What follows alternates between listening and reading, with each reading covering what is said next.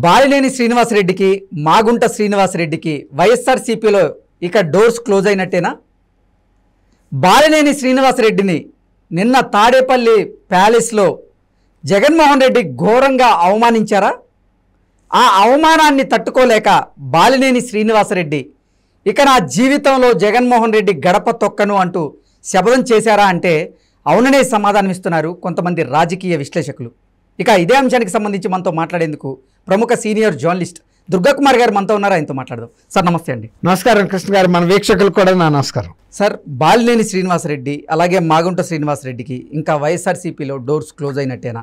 నిన్న బాలినేని శ్రీనివాసరెడ్డి గారు తాడేపల్లి ప్యాలెస్కి వెళ్ళి అక్కడ గంటల కొద్దీ వెయిట్ చేసినప్పటికీ కూడా జగన్మోహన్ రెడ్డి అపాయింట్మెంట్ దక్కక ఆయన ఘోరంగా అవమాన పాలయ్యారని, అందులో భాగంగానే ఆయన ఇంకా జగన్మోహన్ రెడ్డి గడప తొక్కను నా జీవితంలో అంటూ ఆయన శపథం చేసుకున్నారంటూ కూడా ఒక వార్త ఇప్పుడు సోషల్ మీడియాలో చక్కర్లు కొడుతూ ఉంది. ఆయన ఫోన్ కూడా స్విచ్ ఆఫ్ చేశారు, అసలు జగన్మోహన్ రెడ్డికి కానీ మిగతా వాళ్ళందరూ ఎవరికి అందుబాటులో లేరు అంటూ కూడా ఒక వార్త ఇప్పుడు సోషల్ మీడియాలో చక్కర్లు కొడుతూ ఉంది. ఏంటి సార్, ఆ వార్తలో వాస్తవం ఉందా? ఇప్పుడు ఆ ఇద్దరు అనేది ఏముంటుందండి, ఒక 70-80 మందికి అదే పరిస్థితి ఉంటుంది. కాకపోతే 70-80 మంది వీళ్ళలాగా బయటకు వచ్చి మాట్లాడగలిగే అంత ధైర్యం కొంతమందికి ఉంది, కొంతమందికి లేదు. మొన్న కాపు రామచంద్రారెడ్డి గారు ఆయన భార్యతో సహా వచ్చి అక్కడే మాట్లాడి వెళ్ళాడు. అవును, డైరెక్ట్గా చెప్పదలుచుకొని చెప్పేసి నేను ఏంటో నా పవర్ ఏంటో చూపిస్తానని. ఆదాల ప్రభాకర్ రెడ్డి గారు నెల్లూరు జిల్లా నుంచి తర్వాత వద్దాం. ఇప్పుడు ఈ వీళ్ళిద్దరి స్పెషల్ కేసెస్. ఒకటేమో మాగుంట సుబ్రహ్మరెడ్డి గారి ఫ్యామిలీ ఒక డిఫరెంట్ ఫ్యామిలీ అండి. ఆ ఫ్యామిలీకి ప్రకాశం అండ్ నెల్లూరు జిల్లాలో తిరుగులేని మంచి పేరు. అవును, అసలు వాళ్ళ పేరు చెబితే శత్రువు కూడా చేతులెత్తి దండం పెడతాడు. అసలు వాళ్ళ గురించి ఒక క్లిష్టమైన లేకపోతే తోలనాడే పరిస్థితి ఉండదు. ఏ రకమైన అంటే ఆరోపణలు కూడా చేయరు. వాళ్ళ ఫ్యామిలీ మంచిదండి. మాకు వాళ్ళకి అంత గిట్టుబాటు లేకపోయినా అంత మంచిది, కానీ వాళ్ళ ఫ్యామిలీ రాయల్ ఫ్యామిలీ అండి అని చెప్తారు. అది వాళ్ళ ప్రత్యేకత. ఆయన విగ్రహం అక్కడ నెల్లూరులో ఉందండి.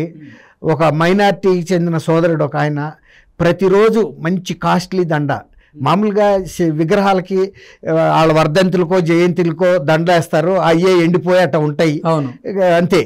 కానీ ఈయనది అట్లా కాదండి. ఆ విగ్రహానికి ప్రతిరోజు ఫ్రెష్, మళ్ళీ మామూలుగా ఏదో బంతిపూల దండ కాదండి, కాస్ట్లీయెస్ట్ పూల దండ ప్రతిరోజు వేస్తాడు. ఎవరో ఆయన ఒక మైనార్టీ సోదరుడు. అట్లా వాళ్ళకి అభిమానులు ఉన్నారండి. అంతే, ఇవాళ ఒక రోజుతో అది తీరదు. ఆ విగ్రహం ఉన్నంతకాలం, ఆ వ్యక్తి జీవితం ఉన్నంతకాలం అతను వేస్తానే ఉంటాడు.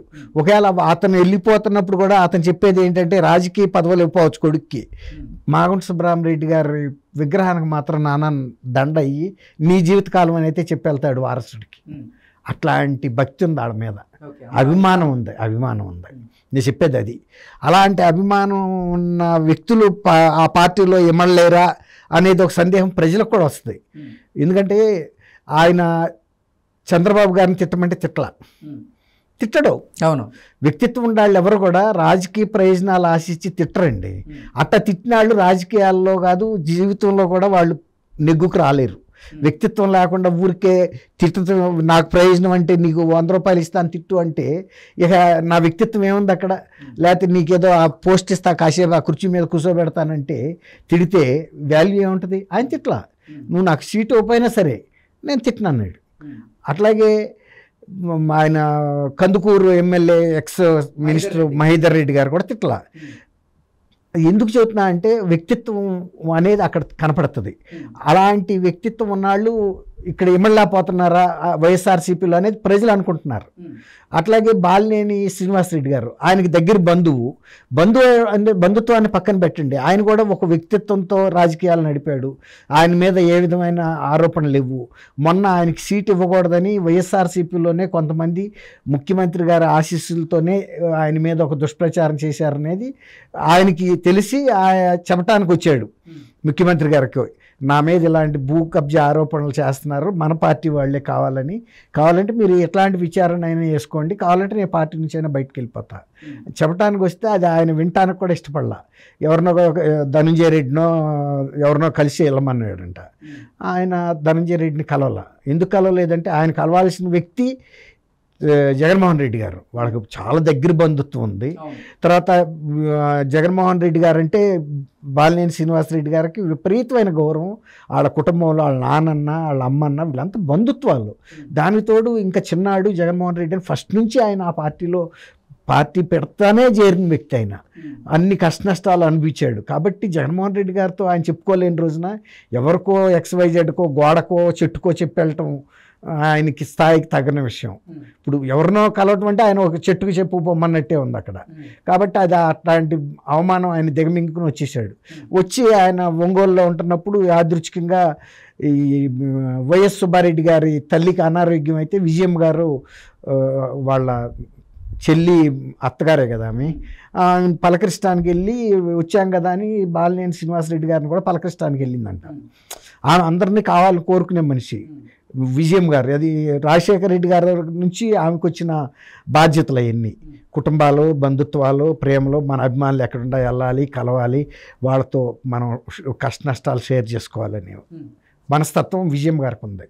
వెళ్ళి పలకరిస్తానికి వెళ్తే విజయమ్మ గారుకి ఆయన చెప్పుకున్నాడు బాలినేని శ్రీనివాసరెడ్డి గారు ముందు. అక్క అంటాడు మరి వదిన గారు అంటాడు తెలియదు, నా పరిస్థితి ఇట్లా అయింది అక్క, నేను వెళ్ళాను జగన్ కలవలేదు, నా కళ్ళ నీళ్ళ పర్యంతం అయిపోయాను, ఎవరినో కలవమన్నాడు, నేను వెళ్ళి వాళ్ళని కలవటం ఏంటి నా బాధలకి, నేను ఏదైనా ఉంటే తనకి చెప్పుకుందామని వెళ్ళాను, నన్ను కలవటం కూడా ఇష్టపడు తమ్ముడు నీ పరిస్థితి ఏంటి, నాకు అంతకన్నా వరస్ట్గా ఉంది నా పరిస్థితి ఆమె చెప్పుకుని కళ్ళ నీళ్ళు పెట్టుకున్నాను. ఒకళ్ళనొకళ్ళు ఓదార్చుకున్నారన్న. అది పరిస్థితి మనకు తెలిసిన విషయం. విజయం గారు అయితే బాధపడుతున్న విషయం నిన్న నేను ఒక సోషల్ మీడియాలో చూశాను. రాజశేఖర రెడ్డి గారి సొంత చెల్లెలు చెప్పింది, చాలా చాలా మనిషి మదన పడిపోతుందని చెప్పింది. కొడుకుకి కూతురికి వచ్చిన స్పర్ధలు, తర్వాత జగన్మోహన్ రెడ్డి గారి ప్రవర్తన ఆమె తట్టుకోలేకపోతుందని. అంటే ఆమె కూడా దాన్ని కన్ఫామ్ చేసిందంటే విజయం గారి బాధ ఎలాంటిది అనేది అర్థమవుతుంది. ఇప్పుడు వీళ్ళిద్దరిని మొన్నేమో సీటు బాలినేని గారు వెళ్ళి సాధించుకొచ్చాడు అని చెప్పారు మాగుంటకి. సరే అనుకున్నాం, సంతోషించాం. ఎవరమైనా వాళ్ళిద్దరికి కూడా అసలు ఈ పార్టీ ఆ పార్టీ అని లేదు, చాలామంది అభిమానులు ఉంటారండి. ఎవరైనా వ్యక్తిగతంగా మంచి మనిషిని ఎవరైనా గౌరవిస్తారు, ప్రేమిస్తారు, చెడ్డ వాళ్ళని ఎవరైనా ద్వేషిస్తారు. అట్లాగే అనుకున్నాము నిన్న. కానీ మళ్ళీ వచ్చిన న్యూస్ చూస్తే బాధేసింది. ఆయన నిన్న మళ్ళీ గేటు దగ్గర పడిగాపులు పడాల్సి వచ్చిందని. అప్పుడు కేసీఆర్ గారు గేటు దగ్గర కనుక ఆయన గద్దర్ గారు గుర్తొచ్చింది నాకు.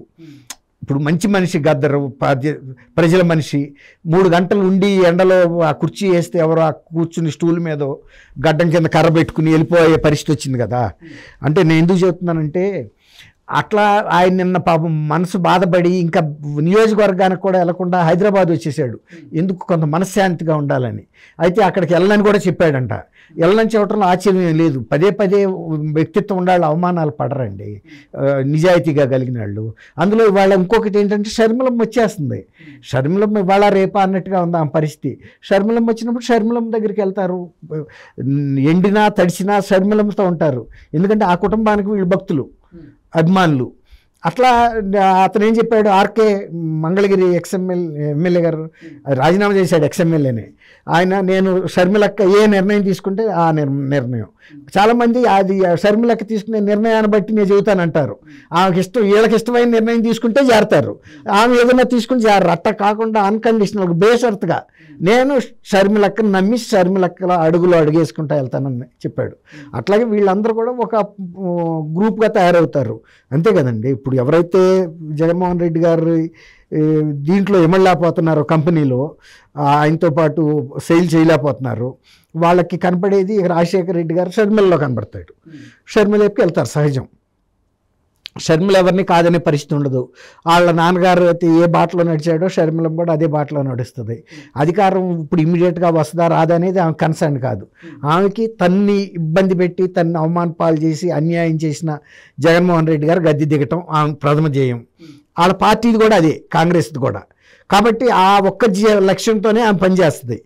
కాబట్టి ఆమెకేమి డిసప్పాయింట్మెంట్ ఉండదు ఏ రిజల్ట్ వచ్చినా కూడా. ఆయన దిగిపోతే చాలంటది అంతే.